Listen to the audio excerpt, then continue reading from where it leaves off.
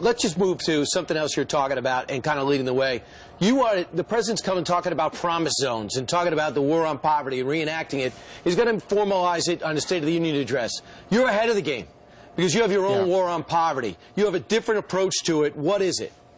Well, the president's focused on income inequality, the difference between the rich and the poor and the gap that's grown. That's the wrong focus. It doesn't give you a complete picture. The issue is not whether the cashier at Burger King makes less than the CEO.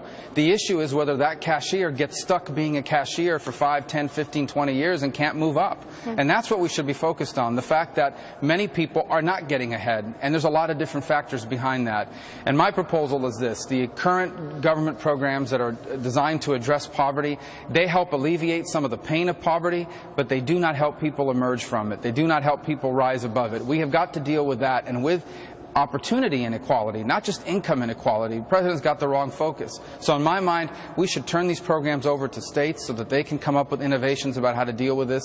That's really where I think we're going to get the innovations, like we did with welfare reform in the 90s. Yeah. Regarding, income inequality, and we've heard a burst of this out of nowhere in the last week or two, because it looks like that's going to be the focus of the people across the aisle, the Democrats, there in Washington, because they think this is something they can win with in November. Meanwhile, your side says, let's keep reminding people about Obamacare.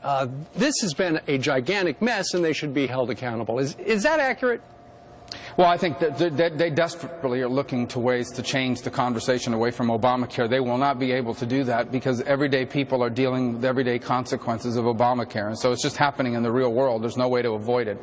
I do think the issue of opportunity inequality is a real issue in America, and it's something we need to gap. Income inequality maybe give us an opportunity to talk about what the real problem is. But if the president's proposal for dealing with this problem is raising the minimum wage and taxing rich people, that's a solution to what he called the defining issue of our time. That's not a solution. That's the same tired, stale rhetoric and policies that have failed for 50 years.